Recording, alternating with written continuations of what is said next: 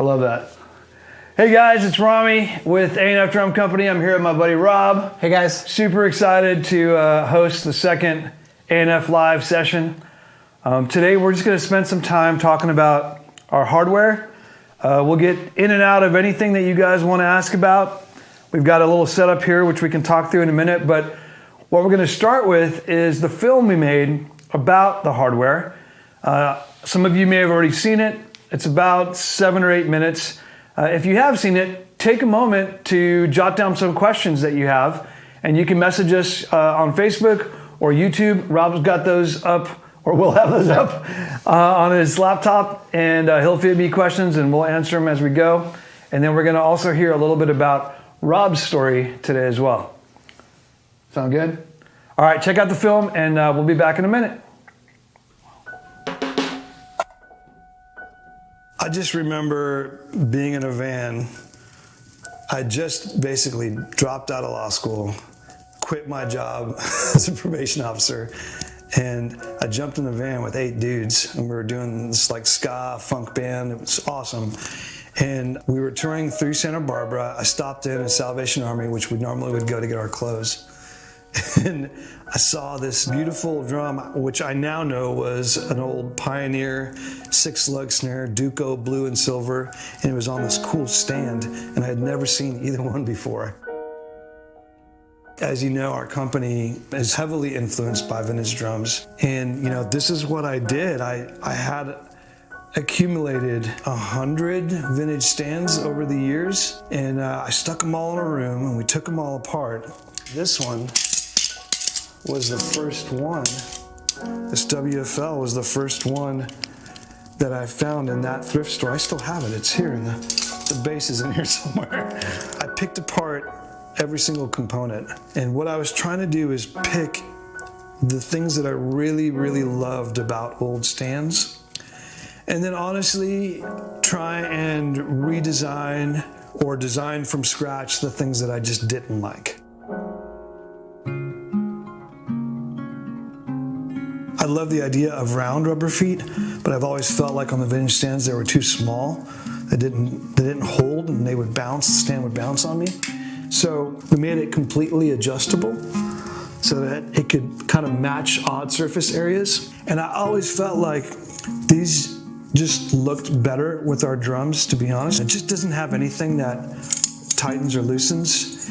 I liked the fluidity of that, but I felt like there had to be some kind of variation to this. And so we came up with this pull pin system on the base of our stand. There's 3 designated notches, basically a high, a medium, and a low. I thought that was a great feature. It's easy for setup, easy for packing. You know, one feature we brought back was this 360-degree U-clamp. And you know, I like that because no matter where you're sitting on your kit, you know, if you need to reach with your left hand and tighten or loosen something, you know, you just spin that thing around and then that's where it stays. And you know, and then you'll see on our stands, you'll start to, if you hold one, you'll start to see the influence of, you know, I would say 60 years of stands being made. We started with a heavier gauge metal. I think people expected us to go with raw brass, but the reality is raw brass is really soft, and in a hardware, it's not gonna stand the test of time. What we decided to do is actually go with nickel. If you go back to that era of time that influenced our drum designs, that really early turn of the century, 1900, you know, that's what hardware was made out of. It was plated in nickel, nickel over steel. And you know, over time, it would tarnish and kind of have this goldish hue to it. That we dig so much, just like brownish. But so we figured if we went back and did that same nickel finish, over time our stands will start to look more like these vintage stands that we love. You'll notice on our snare basket this really cool shape to the arms. Well, that shape comes from an old Marvel stand. That, along with these rubber sleeves that we designed for our basket, will allow toms to have the most resonance when they're mounted on a snare stand, while still holding that tom or snare firmly in the basket. We designed 2 different baskets. They're pretty much identical in every way, shape, or form, with the exception of length of arms. The standard basket will hold a 10-inch drum up to a 17.5-inch drum. And then the bigger basket will hold from an 18 to a 22-inch snare, because we like big drums. So I can grab my 2 snare stands, put my 14-inch snare here, my gunshot snare here. It's just having that type of flexibility is huge for us. Next, we have our straight and boom cymbal stands, which actually have the same tripod base as our snare stands, with the rubber adjustable feet and that same pull pin system. We're being real here. We know that there's parts on stands that tend to strip. So what we did is we inserted these aluminum washer that is easily replaceable. It will be the thing, if something does strip, it will be that. And it's easily replaceable. We just send you a new one and you don't have to buy a new stand and you're good to go. That's both here at the top of the cymbal, and then on your boom cymbal, it's also in the same spot. So along with our A&F hardware, we've also modified one accessory that we introduced last year and patented happily, and also introduced a couple of new accessories. I'll start with what we had introduced last year was a kick bone. What we did that's new with the kick bone is we made it modular and adjustable. So one kick bone now can fit anywhere from a 10-inch deep bass drum to a 16-inch deep bass drum by just adjusting your arm here. So you have different lengths. And also because this is adjustable, it's removable, which then gives you 2 hoop-mounted clamps. If you don't want to use the kick bone and you want to mount some other things, now you've got these beautiful, to us, hoop-mounted clamps.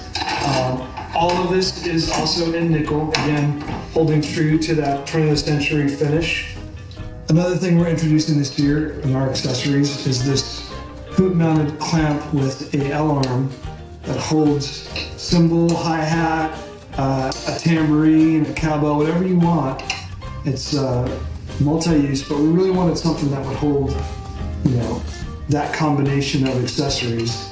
And our hoop-mounted clamp has got this 3-point tension system. So got the center tension and then these 2 side tensions. It really does hold well on a bass drum hoop.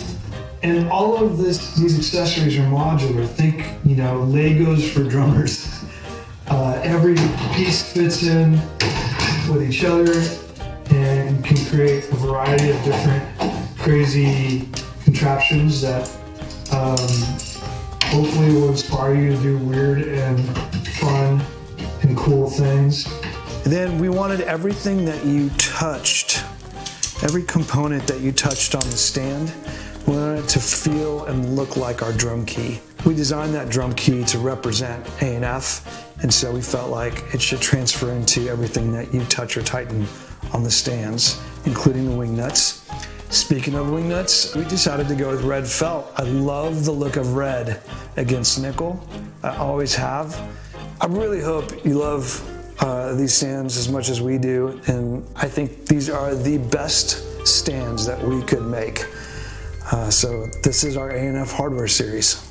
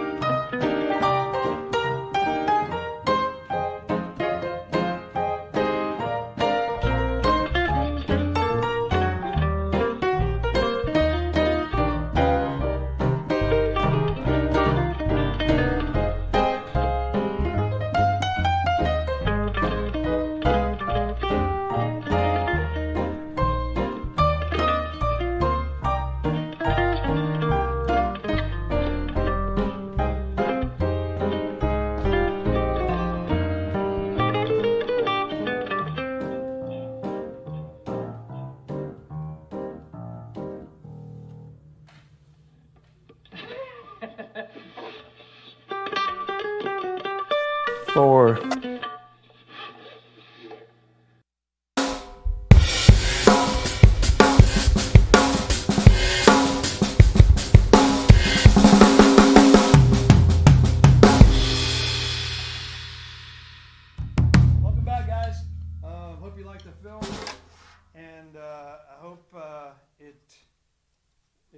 struck some curious nerves. We want to hear your questions, comments, anything you got. Jump on our YouTube page, by the way. Facebook didn't seem to be streaming, and it's probably my fault. I messed something up along. Oh, could you guys hear me this whole time?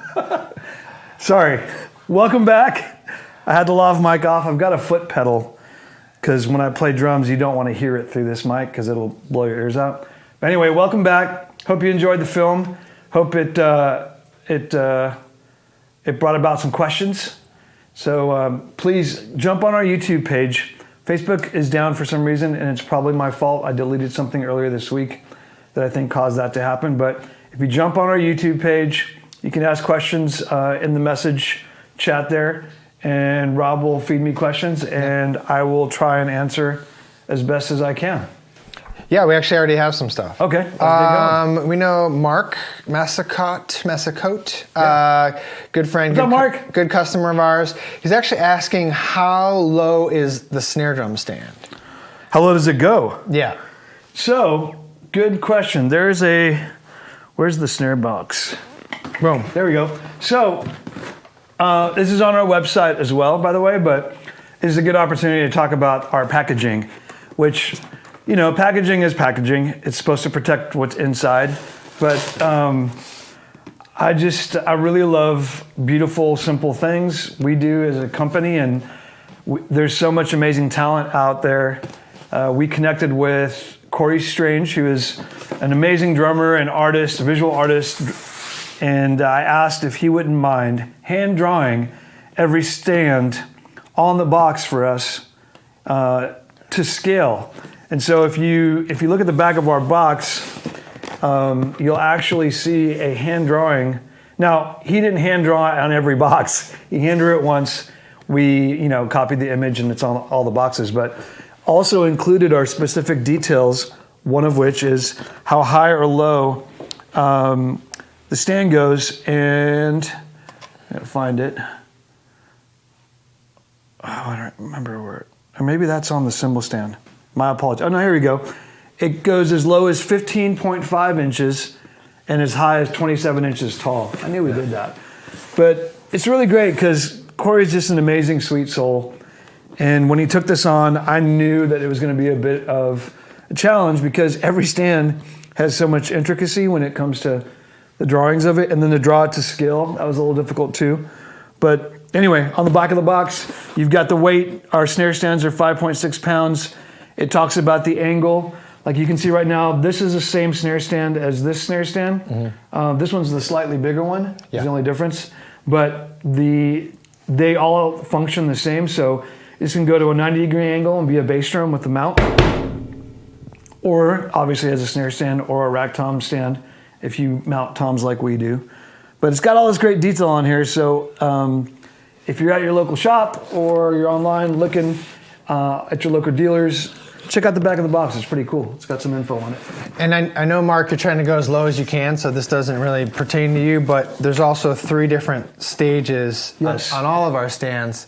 So if you want to make the footprint a little bit smaller, you can by doing that. When you're putting multiple stands together, you want to kind of try to have a smaller footprint, but you can go a little higher and a little higher still and close in that footprint a little bit. I've actually had some issues lately where people didn't realize that was a pull wing screw. That's right, they're trying to spin it. It's not a screw, it's a pull pin. Yeah. So if you're having issues with that, guys, and you feel like it's stuck and it's stripped, it shouldn't be. Actually, you just pull it. You have to give it. Let me show you. Yeah, when the stand's brand new, you got to pull a little harder, but after you use it a few times, it's much easier. Yeah, it's spring loaded, and by the way, totally makes sense that people will go, wait, this is broken. Yeah. I know because you don't see this type of system, but it's literally a pull pin. So you pull it and slide it down. It locks into place. There's 3 positions, like Rob was saying, and then you pull it. It should just snap. The bottom one's a little tough. Yeah, it takes a little thumb leverage it's brand sometimes. New. Yeah, when it's brand new, it sticks a little bit after a few tries. Yeah, so you pull it and it pops up to this hole, locks in. Pull it, pops up to this hole, locks in.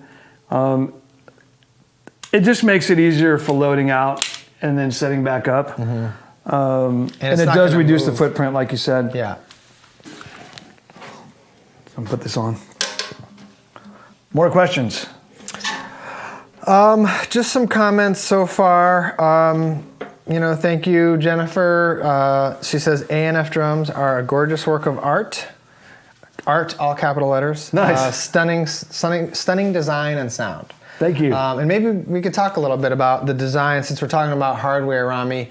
I know a lot of people have seen the video, but maybe some people haven't, and maybe we could talk about just like where the design inspiration comes from on some of the stuff. Yeah, if you guys are familiar with any vintage hardware, I mean, we always look back to move forward. We say that quite a bit, but that's kind of our system, is we look back at things that were beautiful and aesthetically pleasing, and then we try and modernize maybe some of the mechanics that weren't working for us back of those stands that maybe didn't stand the test of time, or they were accommodating a different style of play, lighter play. And so we try and kind of translate it into today and how it would function now.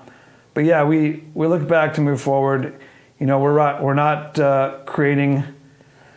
We're kind of reinventing the wheel in some ways, but it's a better wheel. We're trying to make a better wheel. Yeah. For us, that's what it is. We're trying to make a better wheel. And I would say too, just talking about vintage hardware, I know like my biggest pet peeve with vintage hardware was just the sheer stability of it. Yeah. And I think, if you look at the design of our hardware, obviously the bass, but the big round rubber feet. Yeah. More surface area, man. Yeah, I mean, whether you like the aesthetic or not, I love it. I think it looks great. But it definitely serves a purpose. And those feet rotate so they will adapt, like in a lot of instances you're on a rug, but then one stand might be partially if it's on a fully on level surface, it will automatically adjust, and then once you put weight on, like your cymbals and stuff, then it locks it kind of in place. But yeah, we wanted a bigger footprint so that when you're playing, stuff doesn't fall over, and I'm notorious for doing that on some of the vintage stuff. But we also, one of the other things that's really important to talk about our hardware, which I know I said it in the film, but it's modular. Like, you got to think of it from the perspective of Legos. Even though you buy one stand, or you buy a kick bone, or you buy a hoop mounted clamp, or a pedal mount, you buy these things, but all of these parts are modular. You can take them all apart. You can take a unit apart and use different things to make your own setup. So right here, for example, it's a perfect example. This is a steel gunshot snare, and all I did was take the wires off, which, if you know our drums, it's just a little rope. You loosen one side, you take the rope off of the little clips, and the snares come off quickly. And I loosened the hazy head, but kept it on, so I didn't have to change heads or anything. And then I got the front end and the hoop mounted clamp from a kick bone. Right? And then I took this rod, from a pedal mount, and made a smaller kick bone so that I could add a little muffling to that front, because it's that hazy head, when it's tuned low, it'll wobble, and we really wanted it to sound like a bass drum. And so, as you can see,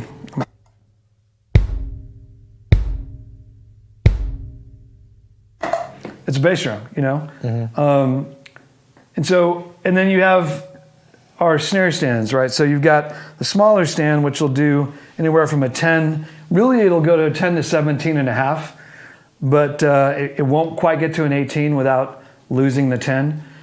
And so we made a second stand, which is just a different basket. The bass is the same, and this basket will actually go from a 16 all the way up to 22. And so anytime you want to do something wacky, like convert a bass drum into a floor tom, which is what we got here, you can use that stand. So this is a 22-inch bass drum.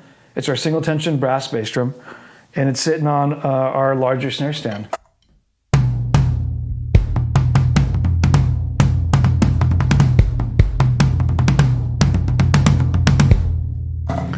So it just makes it to where you can kind of expand your setup and try new things, get a little wacky with it. Obviously, we said this earlier, our snare stand also is a kickstand. So it's a kickstand, a snare stand, and a tom stand. And also, we talked about low snare drum stands, but if you're the kind of person, some people like really low cymbal stands or like a boom stand to get over a really small bass drum. You could pull that cymbal stand out of the cymbal stand bass, and put it into a snare stand bass and get a really low. That's right. So you can see here the height of this cymbal stand bass is up here, the top of it. So if you wanted to take your bass, the basket, from your snare stand and put it into this bass, what Rob's talking about, it'll go, I think, up to, well, I guess it's like 72 inches or something like that. I believe so. But yeah, if you're like a standing concert snare drum kind of person, then you want to be able to stand up, or use it as a laptop stand like I'm doing, and stand up. You can. So that's pretty cool. John Ferraro actually was asking about the felts. What's up, John? He was asking if it's a flat. He's asking about this. So washers, is that a flat washer or a curved washer? You talking about the cymbal washers? Yeah. At first I thought he was talking about the felts. That's a great question. And by the way, we should probably mention, we haven't talked about this much yet, but it is available on our website. So you can buy the felts. You can buy the cymbal inserts, the cymbal sleeves. We'll talk about this one in a second because that's a bigger conversation. You can buy the T-nuts or the Y-nuts that have the latex in them, so that when you're tightening, see how it's really tight right here? It's actually not tight. It's just this will not spin off when you're playing because we added layers of latex every single wing nut or Y-nut. Until you get to a certain point, right? I'll show you on this one, maybe it's closer. So you get to a certain point, you get off of, when it comes off the latex, now it's loose, and you give it a big spin, it will not fall off either because we've added a little bit of dead space at the top. So we sell those, they fit standard cymbal stands, not just our cymbal stands, so if you want to get those as well. And then this is basically the washer, which is what we're talking about with the felt. The answer to your question is no, the washer is not curved, it's perfectly flat. And the reason why we can get away with that is, again, we've got latex here. So even though this feels tight, it is really loose. But as you can see, there's no sound coming from my cymbal because it's locked onto that washer. So there's no curve on it. Yeah, and there's a sleeve there too. There is a sleeve. It's just big enough to accommodate any cymbal with our system. We've kept the top profiles really low so that you don't have a lot of basically inhibiting space above your cymbal. I left this for last because our cymbal stands, any joint that's basically swivels, so here and here and here, we added in a little thin aluminum strip inside, and I know this is in the film, and that's because those are the parts that strip over time. We found that most cymbal stands, those areas where there's teeth rubbing will strip over time. So we replaced that system with, it's still got teeth to grip, but it locks up on this aluminum plate, which is replaceable. So for like $4 or whatever it is. And you get a 2-pack, so you get a 2-pack, two different stands. So for $4, you get 2 of these, and your cymbal's back to normal. Over time, right? We're being real. The stuff's not going to last, forever without some accommodations. Yeah, especially on the moving parts. It's hardware. Section. If you play enough, you're going to put some wear and tear on it, which we want you to do. So most these probably are not quite in stores yet because this is really, really new. But any A&F dealer can get these for you, and then those guys will have the stuff pretty soon. Yep. Our friend Corey Corey? Strange, the artist. Speaking of, he was just commenting on how great this bass drum sounded as a floor tom. This guy. Yeah. That's a single tension brass bass drum. Yes. It's a 22 by 10. And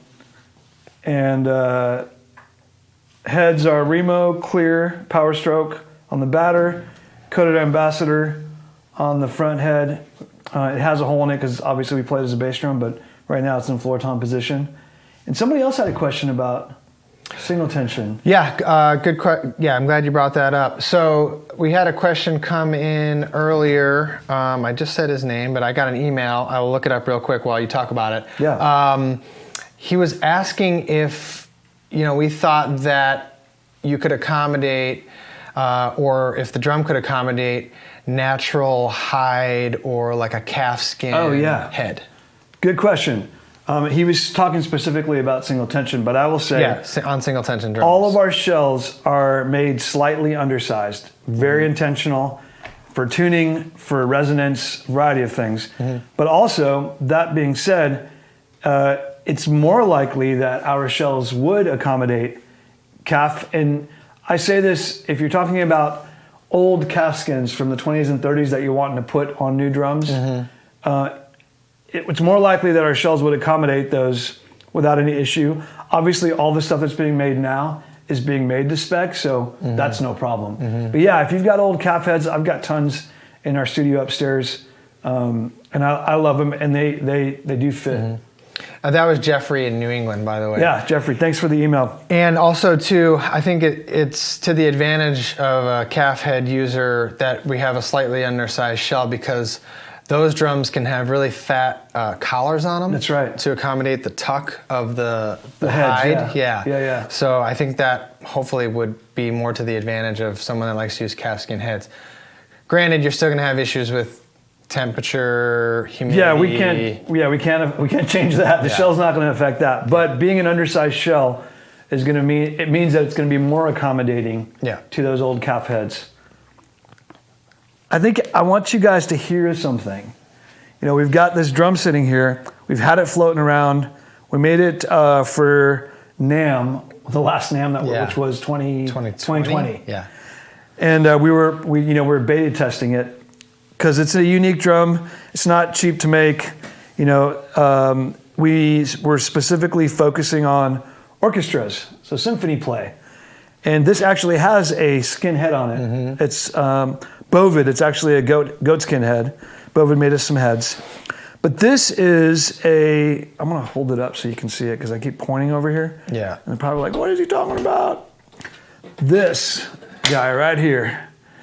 This is a nickel over bronze 4x14 snare with 2 internal snares. It's got nickel over brass lugs and then raw brass clips, tubes, and hoops. And it's got the Bovid, the beautiful Bovid. Goat. Am I saying that right? Bovid? I think it's Bovid. Yeah. Bovid. Goat heads. Super grateful for that guy and his talent. And then engraved is the Bolero composition, which I believe is one of the most played snare drum orchestrations. Yeah. And so we had the amazing, super talented John Aldridge engrave the Bolero notes. The pattern. On it. Now, I sadly am not qualified to play said notes, but what's cool about this drum, or what I wanted to showcase on it, is just having internal snares. Yeah. It's a part of hardware, so you can add internal snares to any drum that you order. If you already got a drum and you want internal snares, we would just have you send the drum in, we'd install them, send them back. And this is our own internal snare that we created with. When we finished the hardware, we went back and revisited our internal snare. Yeah. Made a new version, but essentially, so this is the drum without any snares on. I'm gonna walk you guys through this real quick. It's really fun. Maybe it's fun for me.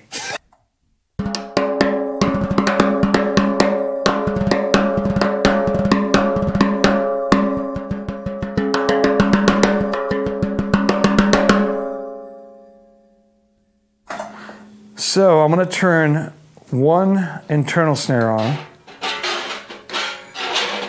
the top head. So the cool thing about a shallower drum, 4 inches or shallower, like the 4-inch or the Rude Boys, when you put an internal snare in, you can put it on the top head or you can put it on the bottom head. So right there's 2 sounds in and of itself, right? This is on the top head with just one on.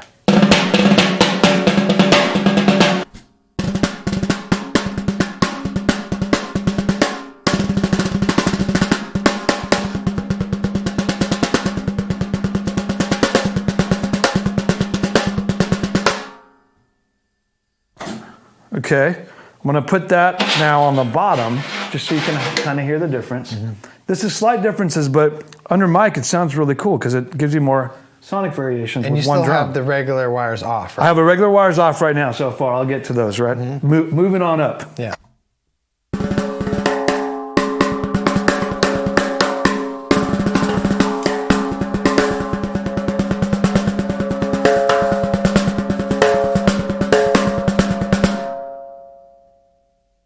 Now, I'll put it back on the top head. I'll put the other one on the top head. So you got two. We might be here for a while with all these variations.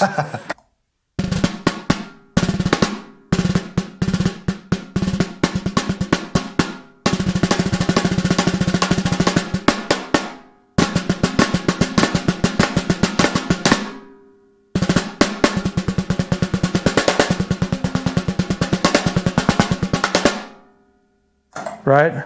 Now I'll turn the snares on, the main snares.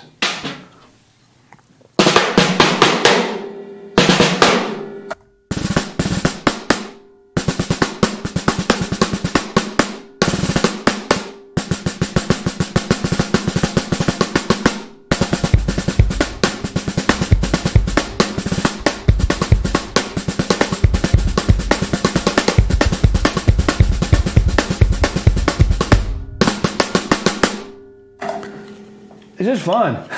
It's a lot. I hope you're having fun. I'm having fun. It basically, you show up with one drum, right? Yeah. And again, I'm talking now about any snare drum that you put these on, the internals. You show up with one drum, you got 4 sounds, right? You got the bottom snare, the internal on the bottom, internal on the top, internal off with the regular snares, everything off, everything on, 5 sounds, right? So we just made a killer drum that we can't share about just yet. But we made a 16-inch version that has 4 of those internals on for something very special. And we'll share soon, but I mean, that drum sounded ridiculous. Yeah. It's a 16-inch aluminum bell. Anyway, I hope that you guys find some use with this. We've been messing with internals for about 3 years now, and our latest version of it, the upgraded version, or updated version, I should say, a little more flexible. It's got our T-handle on it, a little different wire system inside. Just, it's cool. So it's the A&F look too. You know? Yeah. And if you have an older version and you want to switch it out, you can buy this. The holes fit identical. Yeah. So you can always upgrade your setup. It's just the cost of the internal. I think a lot of us traditionally think of the internal wire as, it dries it out, or, it gives you a different voice. But what I like about it too is, with the internal wires, there's no need for a lot of muffling. Right. External muffling. Yeah, that's a good point. Let me show you what the drum sounds like without the internals, just a regular snare. Show you, I know you know. This is it with just the regular snares on the bottom on.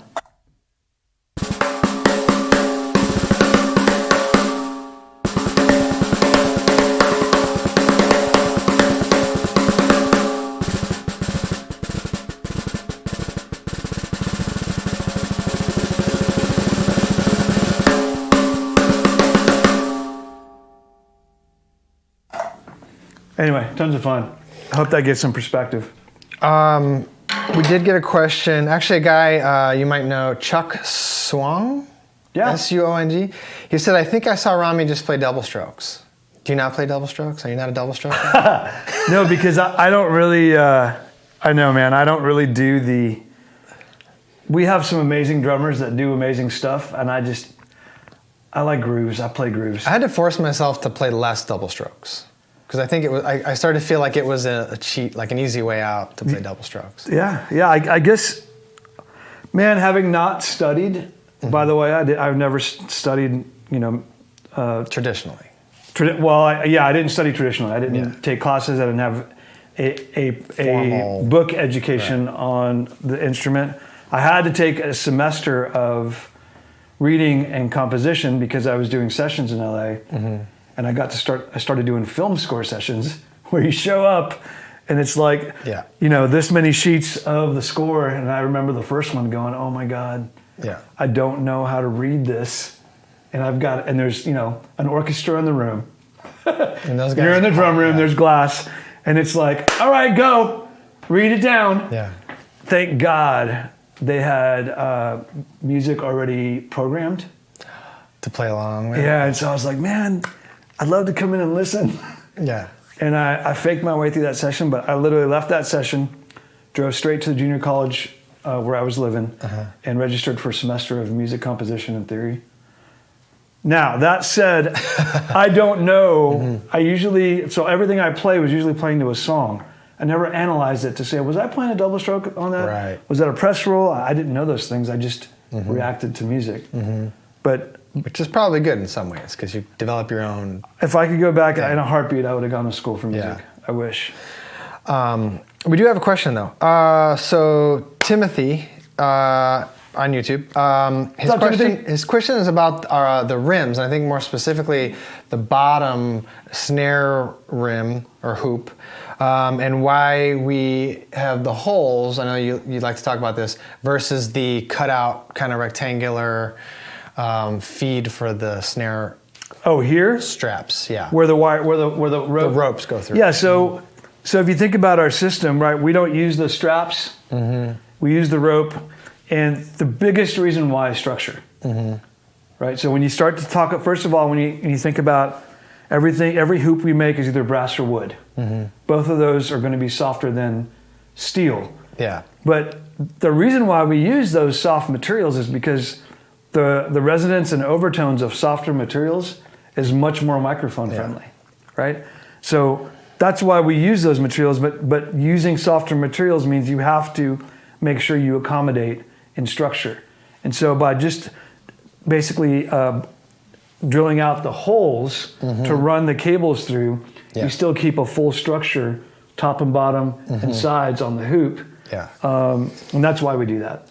Yeah, I mean, you have the softer materials, but then they're pretty low mass too, because we didn't want some massive, chunky thing on there. Definitely. I mean, well, and probably good to talk about that too. Our hoops, although they look like the vintage, what people would call stick chopper hoops, single flanged. So this is actually a no flange hoop, but it is almost twice as thick as the stick chopper hoop. Right. It is the same surface area that touches your stick when you hit as a triple flanged hoop. So your modern triple flange hoop that you see on most drums, this is the same surface area. 2 to 2.5 millimeter. Yeah, this is eighth of an inch, exactly. So another food for thought. Cool. We actually had a question, young Joshua. He's actually talking about, he's like, wow, these drums are exceptional, and he's an up-and-coming snare drum builder. Any advice? Thanks, Josh. Any advice would be welcome. Oh, man. I can tell you what we do for inspiration. We look everywhere. We don't just look at drums and the history of drums, 100 years back. We look at manufacturing. We look at interior design. We look at watches. We look at cars. We look at motorcycles, the old Harleys, right? We look at a lot of things that were made really, really well and have stood the test of time. And in those discoveries, we realize that there's some cool things that could, somewhat cross over and be helpful in this world. And then I guess the second thing I would say, man, play with your ears. Like when you're making stuff, no matter how cool it looks, I'd be the first one to say, I love the aesthetic of what we make, but the aesthetic of what we make came out of a practical need. I wanted drums that you could technically bang up, bleed on, sweat on, and it actually would add character.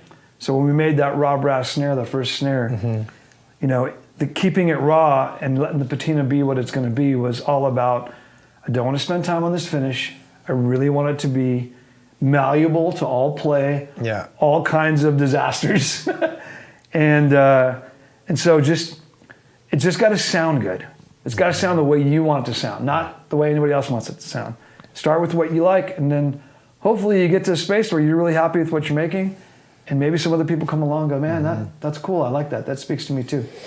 And that just reminds me of part of the A&F story that I've heard is kind of how you got to that point, and the way I understand it is that you were basically seeking a sound more than anything. Absolutely. I was after a very specific sound and feel on a snare.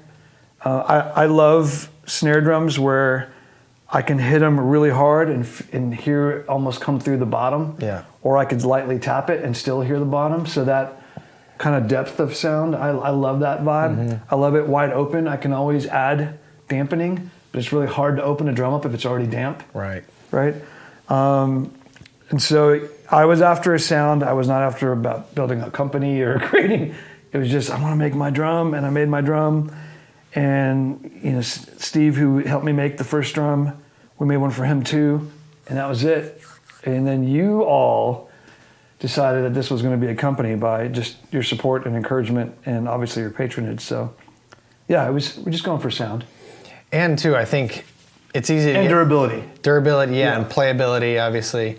But I think as a drum builder, or you know, even like my background as a retailer, like being in the drum, you know, industry or drum and percussion retail, you kind of think you're supposed to do things because that's the way they've always been done. Yeah. And I think that's what's important, I think, for any instrument builder is, you know, don't get caught up in paradigms of, but a hoop is supposed to look like this. And Yeah, man, go with what gets you the sound. Yeah.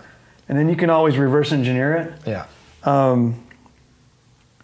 And honestly, when we're making the hardware, we wanted it to look beautiful, but we wanted it to be functional. And then we wanted anything that you put an instrument on. So if you're putting cymbals on these cymbal stands, we don't want the stands to inhibit the cymbal in any way. Yeah. If you're putting a snare or a rack tom on a snare stand, we don't want the stand to inhibit the vibration of the resonance in any way. And so those things are important for us too. Yeah. And that was all part of the process is, you know, obviously we want to make a sturdy stand, but I know the drummer's ear is very particular, and some people might say you're crazy, but I think most of us know the difference between, you know, a stand that's choking an instrument and a stand that's not, or inhibiting an instrument. Absolutely, and you see it the most because we mount our rack toms a lot on snare stands, and I remember in the beginning, you know, I'd grab a snare stand in the studio and this is before A&F when I was doing sessions. Yeah.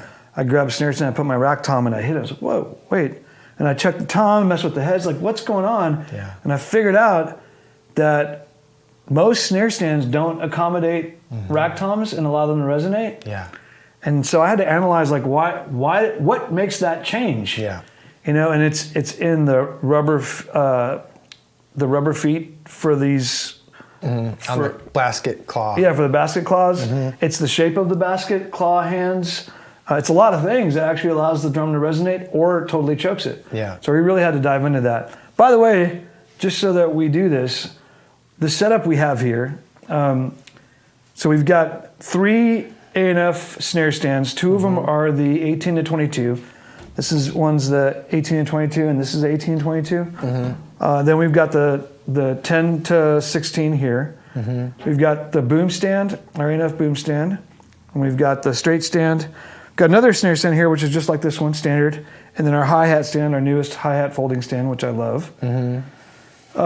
This I shared earlier is a combination of parts from a kick bone and a pedal mount. Yeah. The pedal mount is down here, is what's holding the kick pedal to the stand with the spike at the center so it doesn't move. It's not going anywhere. I love it. And then drums, we've got a 4x18 steel gunshot with these totally tricked out hoops. These are whiskey hoops with a deco gold stripe. And this is a 10x22 single tension brass bass drum.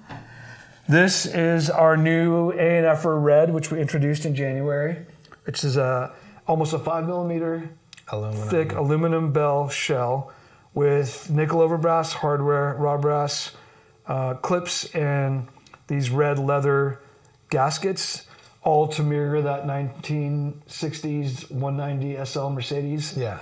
As an inspiration. This is we're calling it the Bolero, and it is a symphony concert drum. That's why we're making it. But you can make it. You can play it in any configuration. Hi-hats. These are our 16-inch Ank bronze.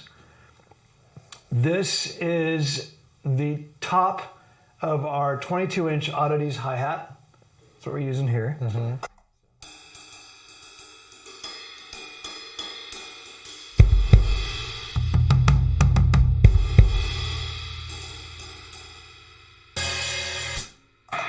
And then this is actually a prototype that we worked on with Sabian. So it's not officially released in any form yet. But when I was in here setting this up, I was looking through our cymbals and I found it, and I forgot how much I absolutely love this crash. Yeah. Is that bronze? It is bronze. Yeah. I can say that much, but I can't say much more. That's it. Because I hope that we get back to this, because let me show you.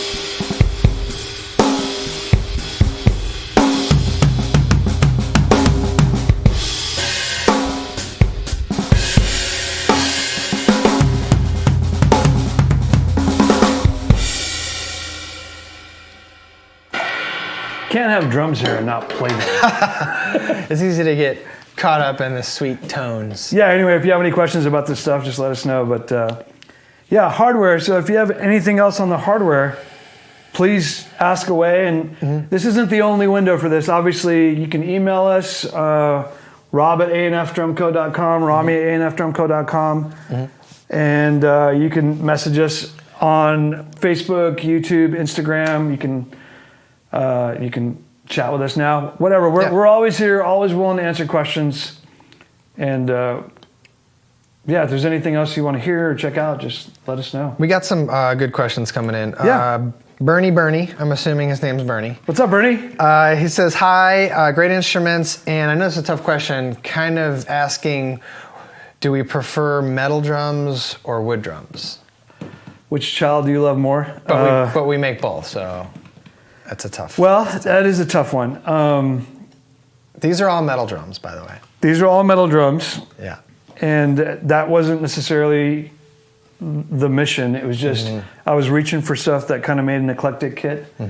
But that's a tough one, man. I think personally, me, Ramy, I love metal. I love brass.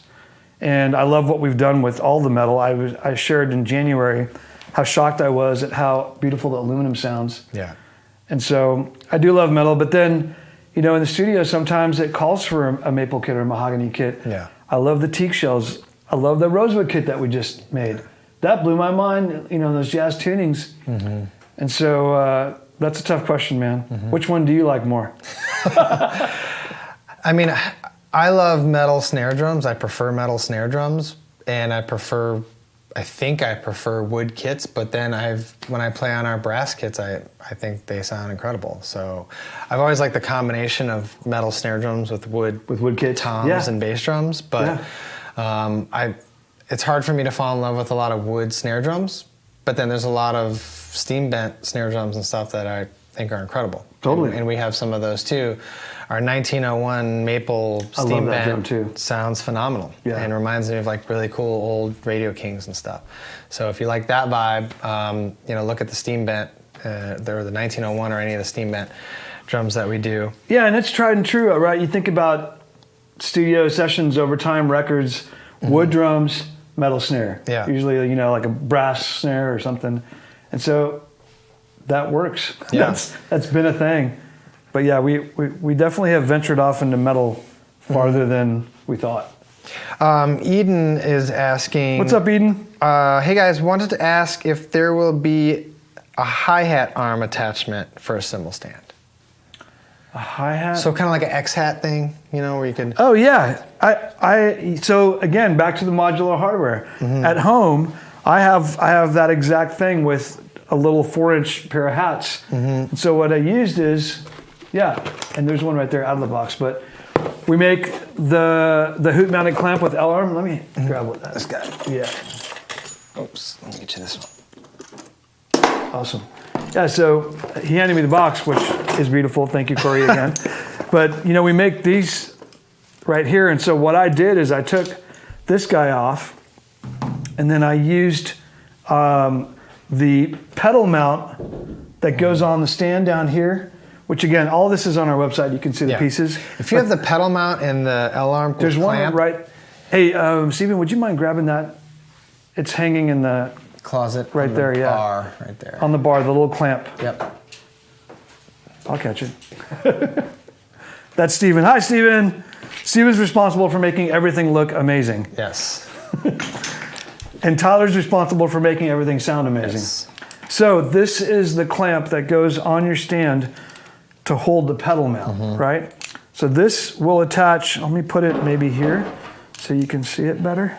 Is that visible, Stephen? Where's the spot? I'm on. Okay, cool. So that locks onto your stand and can hold anything with an L-arm on it. Yeah. I'm doing this kind of upside down. But you can see, so that being the case, anything that extends out, you can mount stuff to. And I use that pedal mount with this pedal arm. And then there's another unit that holds our spike in place. And that's got a two-way system. So that goes on the end here and holds your hi-hat mount. So the answer is absolutely. There's tens of thousands of probably configurations that you guys are going to think of. Specifically for hi-hats, though, talk about how you can use the top of that. Good point. So this is different than our cymbal tops. It's actually much longer. It has a longer sleeve, and it's specifically to be able to hold hi-hats. And so all of this comes out, and you can decide on how many fellets you want to keep in. The sleeve, which is off, I guess we're using it on something else. Yeah, we might have stole it for something else. This is all my fault because I take stuff apart all the time. But the sleeve is much bigger, and it slides on. You put your bottom hat on, top hat on, put the felt on top of that, depending on how high or low your hi-hat bells are. And if you have this piece, that's why it comes with the extra felts. Yes, yeah. So Everything, even our hi-hat clutches come with extra felts, so you can kind of accommodate. So that distance will allow you pretty much any hi-hat pairs to be mounted. Good questions. Josh Blake is asking, What's up, Josh? will you be making the popular 4x14 brass available again anytime soon? Man, I think we get that question weekly. Yeah. And I'm so excited to get that question because it means that you guys really dug the first thing we ever made. Yeah. And as much as we did, it launched the whole company. So the unfortunate answer to your question, my friend, is we're only making 100 of those drums forever. Yeah. And obviously they sold out pretty fast. We were very careful, I would say, to vault a certain batch of numbers. And that batch of numbers, to be honest, is reserved for people that work with the company and stay a certain length with the company. That's kind of one of the rewards. But no, man, now you can get that size in any other metal, any other wood, and all those sound great in their own way. But that original drum, only 100 and it's gone. So if you see one, snag it. Like I've seen a couple over the last 3 years. We saw one go for $4,500 in an auction, which was humbling and encouraging and all the things that you could ever imagine wanting for something that you're a company that's still around. Yeah. But yeah, if you see one and you've got the cash, snag it because. And the same thing, because we're only making that 100, I think it's going to keep going up in value. They're out there. But yeah, to get close though, you could do a bronze. I think bronze is great. Copper is great. Honestly, the steel is awesome. That's a little drier. The aluminum, which I'm playing now, and the bell is awesome. Yeah. But yeah, you can do that size in anything else, but just not that original Rob Rash. And the aluminum is going to be really lightweight and pretty affordable too. If you know the regular aluminum. Because aluminum itself is affordable. Yeah. Another question here. Actually, Doc. Hey, Doc. How are you? What's up, Doc? He was basically asking if you've ever been, pleasantly surprised about the sound of something in a recording or a video or anything. Like if it's ever been, you made something, you thought it was cool, but then you're like, wow, that really sounds great. And like maybe an example of that. Absolutely. It's a great question. First of all, I'll say that our team, it's a team here. There's, I think, 10 or 11, maybe even 12 of us. And the whole team combined helps make this happen. Yeah. Right? And so that's really important to state. So sometimes the team will say, man, we should do blah, blah, blah. And then the guy who's sometimes stubborn, me, says, I don't know, that's not going to sound good. So I can be a naysayer on some things, only because I've heard things over the years and just kind of gravitated away from them. Yeah. And aluminum is the perfect example. I shared this in our live A&F Live, the first one in January. I have been just ecstatically blown away by our aluminum. Just really shocked, surprised. I mean, the list is long of exclamations. It just totally surprised me. And yes, hearing it in the room, that surprised me. But to your point, Doc, listening to it once it's recorded with no EQ, just listening to the drums, I was speechless. I was really, really shocked. And that, of course, resulted in now we have a full aluminum line. The kit. Yeah, the kit, the snares, the standard, the bells, because I just think aluminum's fantastic. Yeah. So that's an example of that. For sure. And it's cool. The raw aluminum, I think, has another aspect to it. We're not chrome plating it or anything like that. And I think that's kind of what gives it that A&F sound. Yeah, it goes from a sheet, rolled and welded, sanded down and made, and drilled and gone. Like that's how we go. We don't add stuff to it. Corey was asking about the hi-hat pull rod, if it's a standard size or if it's more like the vintage size. The diameter, it will fit. I'm pretty sure it's a standard. It's a standard, yes. Yeah. The diameter is a standard. Our hi-hat clutch obviously is a standard, so it'll fit both. And as far as length is concerned, it's not super tall, it's not super short. Try to kind of find a medium space for it that makes sense, and stuck with it. Let's see what we got here. Also, how easy are the drums to tune, and how long do they stay in tune? Great question. I was going to say I can show you now, but we couldn't sit here for 3 hours while I did tune. Yeah. They're very easy to tune.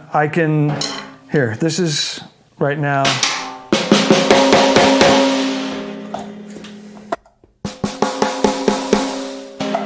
So that's tuned medium, high for me, but medium for most. I'll bring it all the way down.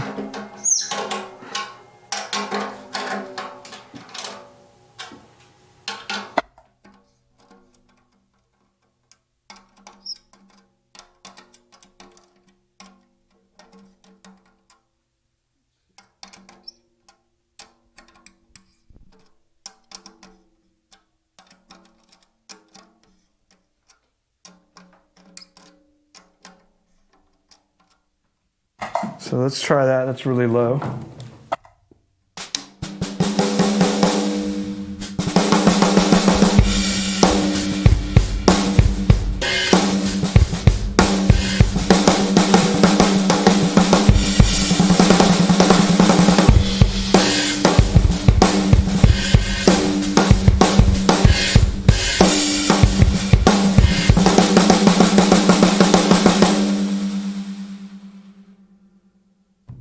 Let's try and bring it back up.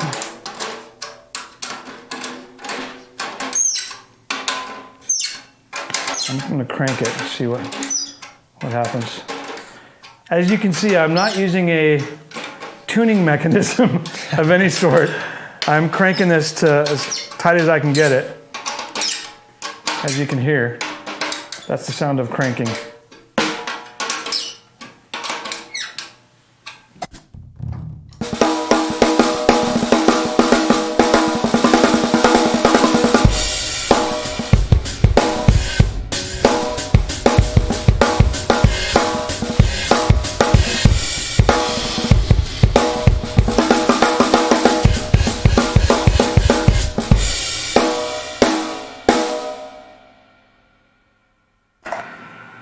Does that answer the question? I don't know if that answers the question, but and the one part would be the duration of how they stay in tune, or if that always comes down to how somebody plays. Yeah.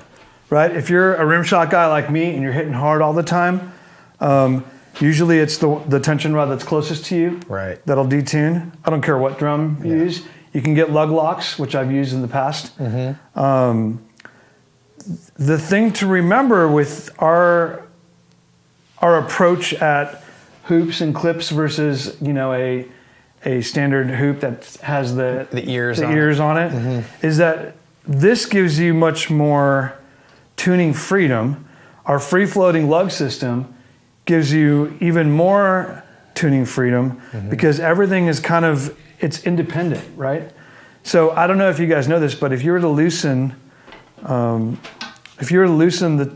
attention rod on both sides of a lug, that tube swings freely. That's on purpose. It's like free floating.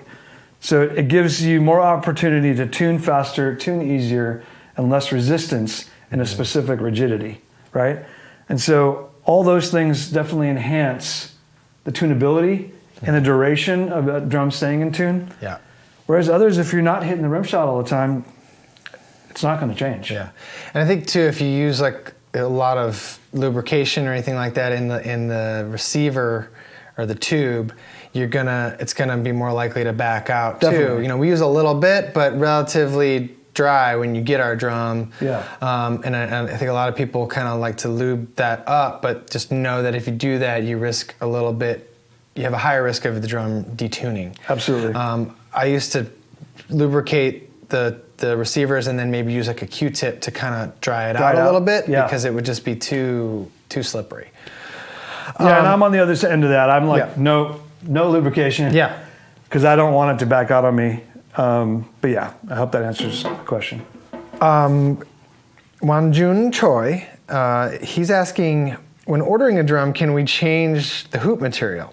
Like brass to espresso maple. He looked on the website and found only walnut is available. Great question. We are definitely open to any wood or well, I wouldn't say any brass, because we just use brass hoops for metal, mm-hmm. or nickel over brass. But yeah, any variation on the wood that you want to add to a drum, it's not necessarily available on the website, because what we've tried to do on the website, along with all our dealers, is kind of curate some things that tried and true combinations that we've tested and feel like work well. But mm-hmm. that does not preclude your opportunity to create your own kind of combination of things we make. And that just requires an email to us or an email to your dealer. Mm-hmm. Hey, this is what I'd like, and we'll get you a quote, no problem. Mm-hmm. But yeah, we can mix and match all day long. What we don't call ourselves is a custom drum company, because we don't do custom finishes or, chrome over steel. We don't do that. We kind of do what we do. Mm-hmm. And it's very specific. It has a historical merit. Mm-hmm. It's connected to a story. There's a lot of things to it. Sound, of course, is number one. Mm-hmm. But there's a million combinations that can be achieved with what we do. Exactly. Yeah. So. We'll make any size you can dream of. Pretty much. Pretty much. Sorry, I'm saying I said I wasn't going to say David Blosser, love that you guys do this. Let's hear a little of the Bell Aluminum for the birthday boy. All right. The one. Happy birthday. Happy birthday, Dave. Does he want to tune high or low, or does it matter? Let's do a Ramy tuning. Let's put it where you like it and go from there. I like it down. I like it tuned low. I know people are like, Young Joshua says, sounds like Zigaboo. Must have been an influence on your playing. which always sounds fab, man. Dude, preach. Man. Zig is the man, and yes, absolutely. I love backbeat. I love funk. I also love, I grew up playing a lot of the reggae stuff too, and some African stuff. I kind of love that. I love it. Yeah. All right.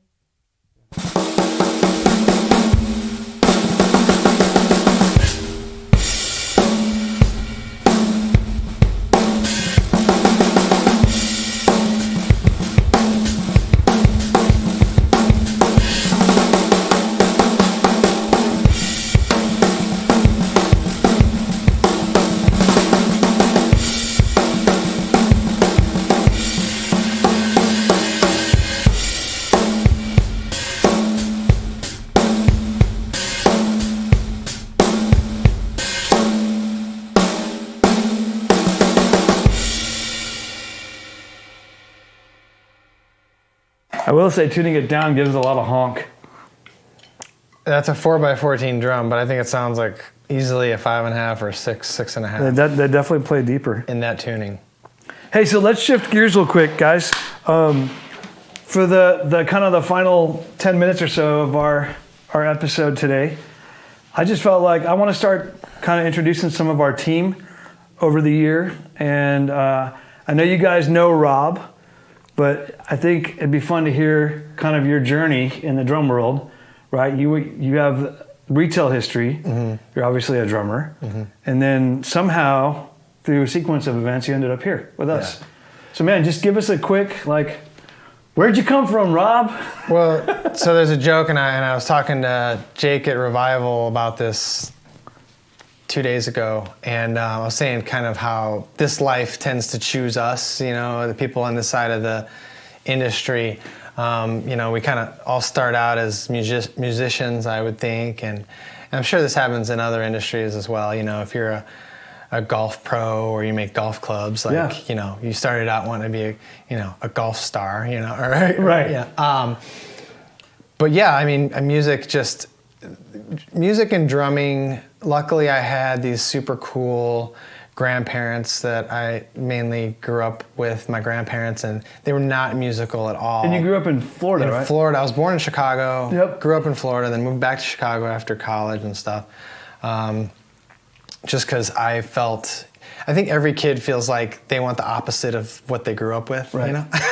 So I was like, take me to the big city, and I just want to be there. But they were just super influenced by music and loved it. There's a story my grandfather used to always tell me in Chicago. He would take her to the outskirts of town to buy blues records and stuff. Yeah. And we're talking back in the 40s and early 50s. Right. And these record stores were in basements of houses in Chicago, So it was and then they'd go out and see these bands and, I just love music. And so I was super lucky to be raised in that environment. We went to these concerts. Florida had this pretty big smooth jazz scene. I don't know if you're a lover of smooth jazz or anything like that, but they had these festivals, and then, surprising, unbeknownst to me, I was surprised to see Chick Corea Electric Band on a golf course when I was 12 years old or something. Yeah. So just really got into music and drumming, and then fast forward. So I did the high school marching band thing, the jazz band thing in high school, but always was a little rough around the edges, hung out with those rough kids, but that was just, my nature. And got into playing in bands and did the ska thing and did the jazz thing and funk and hip hop thing, and got into recording and thought I was kind of I want to be an engineer, I want to be a producer, yeah. I want to be on that side of it. Went to Orlando to Full Sail and was hell-bent on being engineer, drummer, producer, cool guy. Fell out of love with engineering. Was this is cool, but it's way more time consuming than I have the attention span for. Right. I loved like mixing and all that stuff, but editing to me was just terrible. You know, it's like math, you know, just didn't love it. And ended up playing all the time at Full Sail. They'd be like, Rob, you play drums. So I stopped learning kind of. Right. Because I was just like, oh yeah, I want to play drums. I want to play drums. And started realizing that those kids were all learning while I was playing drums, but I was having more fun. But you met your wife there, right? But I met my wife, who was also studying to be an engineer. Who was also studying to be an audio engineer. She grew up. Her dad was did some audio engineering and was a bass player and played a little guitar and stuff and banjo. And luckily for me, she liked me for some reason and thought I was cool. But she was super smart. She was like our valedictorian of the class. And how I got her to like me. Oh, totally. Yeah. That's the goal. But so I stayed, even though I was kind of falling out of love with engineering, because I still was like trying. I thought, no, I'll get it. I'll get the hang of it. I'll start to love it again. And then they offered this entertainment business bachelor's degree, which she tried to talk me into at first. And I was like, no, I'm done with school, because I'd studied music and then I did this. I was like, I want to be done. And then I started hearing more about this program, and it had entertainment law, and it had marketing, and it had all this stuff that got me excited about the music industry. And I didn't know how to get that education otherwise. I was like, this is right here, and all I have to do is stay another year and do that. So I did, and then I kind of fell in love with that. I fell in love with like the marketing aspect and the entertainment law, learning about that stuff. I mean, it's changed drastically. I mean, this is now almost 20 years ago, you know, over 15 years ago.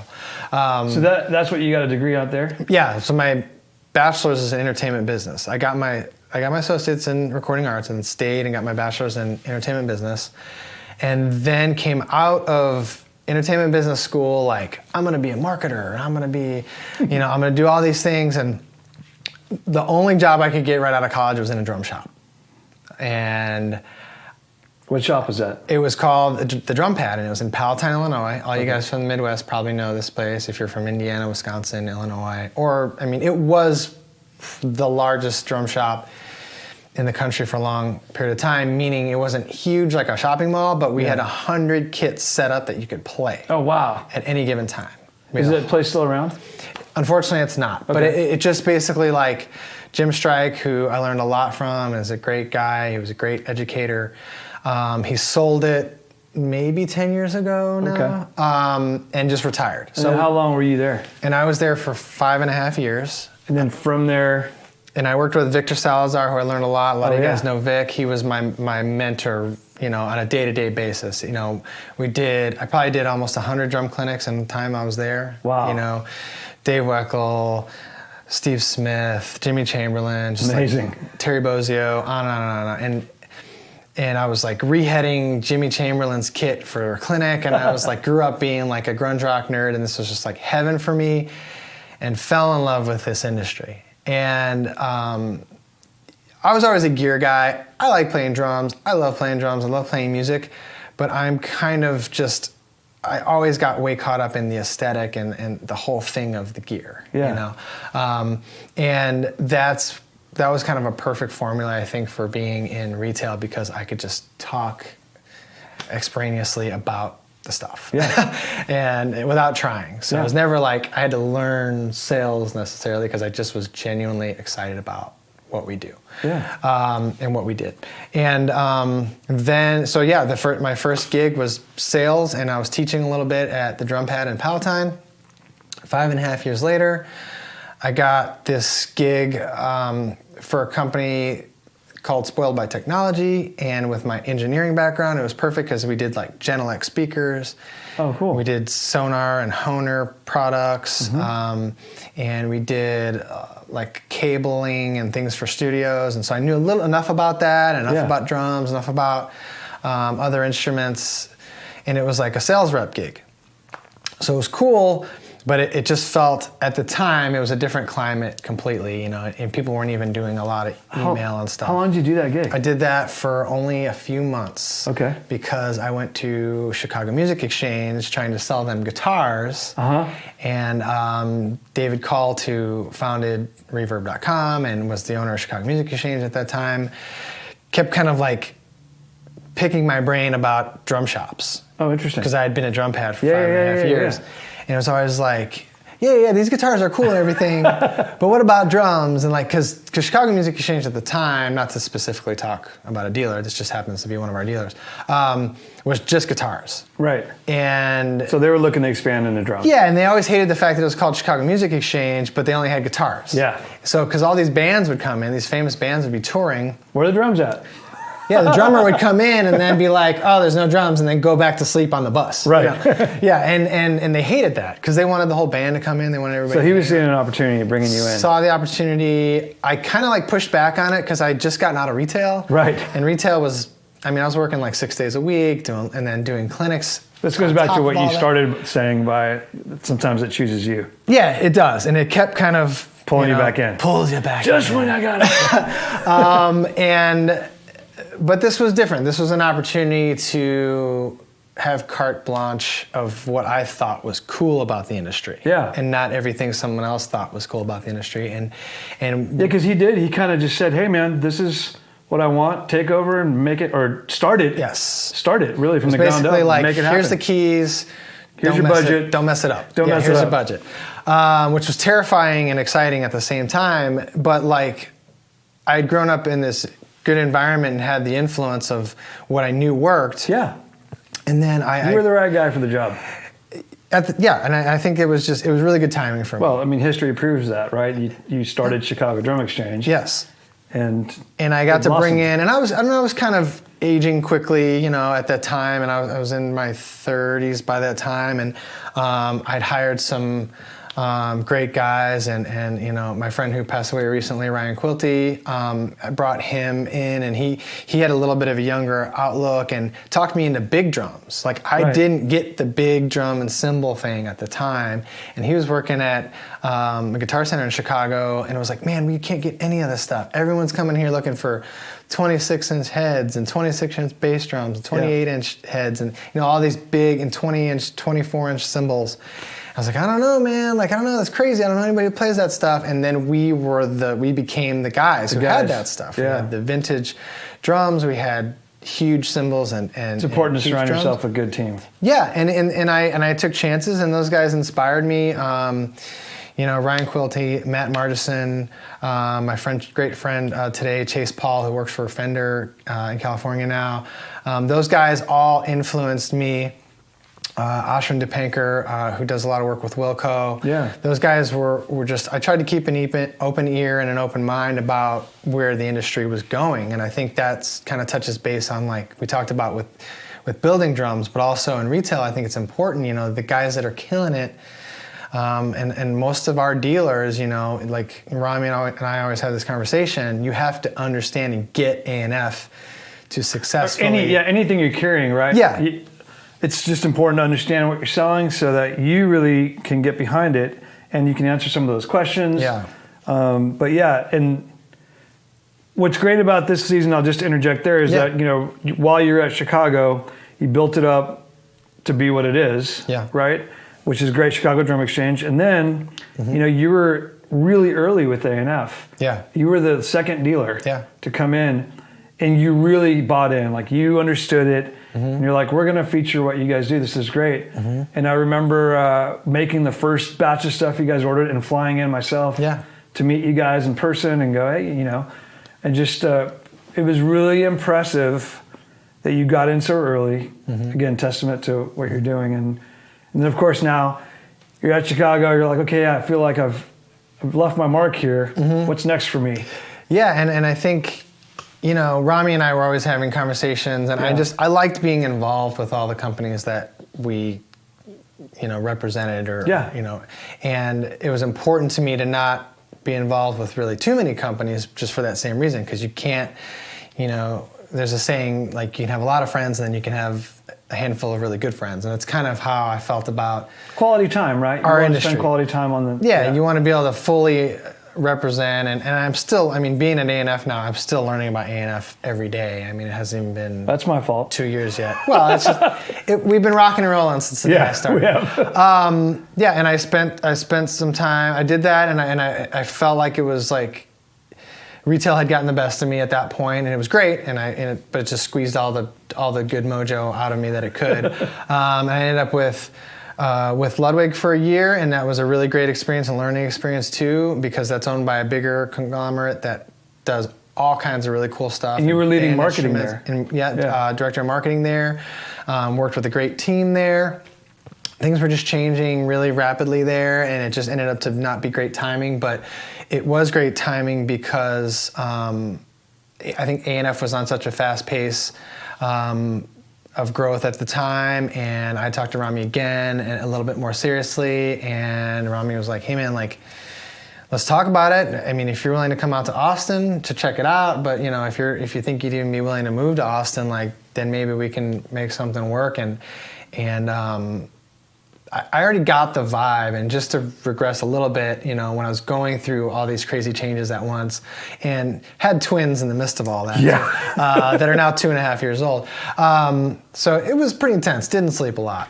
And my wife had said to me whenever I'd kind of have doubts about, you know, which direction I wanted to go, she one day said, if you could work for any company in this industry, you know, who would you want to work for? And every time I said A&F, because I thought it was breaking all the rules of the paradigms that I'd kind of grown up with, you know, that everything has to look a certain way, or to always the rough crowd. That's what you're saying. Yeah, exactly. Again, the back rough to crowd. school, the rough crowd. Yeah, and it just was inspiring to me, and I didn't see the end of it. You know, I could only see that it was open ended and only was going to keep doing cool, interesting things. And luckily here I am, and I live in Austin now, and I'm living the life, you know, and hopefully we can actually do stuff this year. Yeah, we had an amazing year planned for 2020 that got totally shortened, but we just pushed it back to 2021. Yeah,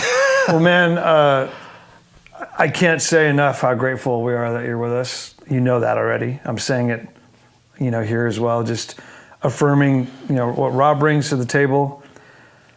It's really hard, right? Because sales, we talk about it. So Rob is our director of sales, by the way. And, you know, sales is there's not a lot of people who are communicating on behalf of the company every single day. And that's just because of the nature of the jobs, like our production team, our shipping team, you know, it's not common. So there's sales and marketing. That's usually, you know, communicating on behalf of the company. And you guys know, this is my baby in a lot of ways. And so, and I, first and foremost, being a drummer, I want to make sure that every drummer is happy with what they get. You know, if something breaks or whatever, customer service is so important to us here. And just feeling so confident and so comfortable having worked with you already, just as a dealer relationship, right? And then coming into here and just, it was so easy for me to go, here you go, man. Yeah. This is you. Yeah. And not worry about it. Yeah. So I can't say enough, man. This is really fun. What I'll say as a testament to our team, I mean, it's a pretty small team, and I think it's very easily with any of these drum companies, guys, like if you follow custom companies, independent drum companies, they're all much smaller than they seem on Instagram. Instagram definitely it kind of expands the perception. Yeah. But we're small business. And it's a small team, business. And you know, what I was basically getting at is everyone does a lot of things. There's a lot of hats. Yeah, you know, we have to, you know, Zach Willis is in the shop, like busting his butt as we speak, and Danny Sanchez and just our whole team, and we have to pull those guys for certain things and get their opinion on things. And you guys will have questions. You'll shoot me an email, and we'll try to make something happen for you guys. And that takes every moving part of this team to make that happen. And Rami is involved in more than I'm sure you guys can imagine. So yeah, I mean, we're all doing a little bit of everything, but that being said, I think it's important that you don't hesitate to send that message to us on Facebook, Instagram. Yeah. Shoot us an email on our website. It's really easy. We have the little chat feature there. We get that right away. We try to respond right away. We're not always live on it, but we try to respond. We are a small team, so we try to hit that as soon as possible. But we like that stuff. It kind of keeps the wheels turning and keeps our minds open. And, you know, there's, like Ramy said, we do what we do, but there's just so many... there's a lot of potential for new things within the things that we do. Yeah, you guys are our number one priority. So just know that always. You can ask any question. You can email us anytime, and we like Rob said, we'll get back as quickly as possible. But you are our number one priority here, and so always know that. We are way past time. But I hope you guys have enjoyed time. I don't know if there's other questions. We could probably take one more thing if there is, but we should wrap pretty soon. JP, Okay. I got a couple comments. What's up, JP? I saw that you were asking about, we talked about this last time, but I know we have a lot of different people online right now. Yeah. A throne and Oh, man. what that looks like and how soon. I can't wait to share our throne with you guys. It's so close. It's so close. I just can't wait to share it. Yeah, It's the coming. details are not available yet, but we will definitely keep you in on that. Yeah. I think once you see it, you will hopefully embrace it, but just kind of see how deeply influenced A&F it is. But yeah, it's going to be awesome. And quickly, John Olaf, glad to have you here. You're over here. What's up, John? From Norway. He was just asking if we can hang toms on some of the hardware, and the answer is yes. Yes, that same mounting system that I was showing you guys earlier that you can mount a hi-hat on, that same clamp can attach to any of the stands that we have. And then, you know, when you're ordering a rack tom, if you want to mount it onto a stand versus a snare basket, a snare stand, you can just you can add that to your cart or add that with the dealers, right? Request it, and it's a detachable mount. So it mounts on the outside of the lugs. It attaches the two lugs. I don't think we have it in here. And it quickly detaches without ever having to take the heads off. Yeah. So if you know rim system, you got to take the heads off. This detaches really quickly. You don't have to affect with the tuning or mess with the tuning of the drum. Easily attachable, detachable, and mounts directly with that clamp onto any of our stands. Yeah, you want to make sure you order that drum if you plan on mounting toms with it. Yes. We can do it later, but then you got to send us the drum back, and we have to switch out two lugs to make that happen because it's a threaded outside of the lug. Yeah, guys, we are still hand making this stuff. Yes. Right? We're not changing that. And so when you're hand making something, everything is made to that drum. Yeah. So when we're mounting a rack tom mount to the tom, we've got to replace two of the lugs, add threaded lugs, cut a piece of brass that actually extends. Like we're making this mount, it's Custom not packaged to in that, boxes. Yeah, lug space. So just understand that, if you want to add it on, you got to send the tom back. We'll make it as fast as we can, get it right back to you, but we do have to actually have the drum in hand. And as far as like a lot of the mounting questions and stuff that we've had today, 2 pieces will get you a long way. Even if you don't need a kick pedal mount for anything, all the stuff that the kick pedal mount comes with, it's not crazy expensive. Check it out on their website. There's like a mountain of things you can do with Legos. those parts. Just think Legos for drummers. So if you have that kick pedal mount and you have the clamp with L-arm, there's like infinite things that you can do, mounting cowbells, mounting cymbals, mounting a hi-hat, mounting a tom off a drum, a tom off a stand, mounting a cymbal off a stand. Yeah. So, but with those 2 pieces, accessories, you can do a lot. And if you have 2 of each, then you can do multiple toms, multiple cymbals, percussion and stuff, as well as the kick bone for a lot of cowbells, wood blocks, mounting. Yep, because that comes with the 2 hoop mounted clamps already. Yeah. And then everything comes apart so you can kind of make whatever configuration you want. All right, folks, we're winding down. It's really, really been fun hanging with you guys. I could do this all day with you because I love hearing from you. We love hearing from you. Yeah. We love just your expression and hearing you in real time. So we're going to continue doing A&F Live. We're going to try to do once a month. There'll be some other guests, some other conversations and topics. And feel free also to email us some things, some suggestions. We'll take suggestions of even guests or people that you want to hear from, whether it's within the A&F community or whatever. And we'll talk a lot about drums, but we may also venture off into food and my personal favorite, cigars. But whatever. It's really been fun, guys. We will keep you posted on the next A&F Live. Also, just know, once we wrap here, within about an hour or so, you're going to see this living permanently on our YouTube channel. So you'll be able to access this and go back and listen to different things or check different stuff out. Same with the first one that we filmed with all of our new products in January. So keep in touch. Thanks again. We love you guys, and we'll see you soon.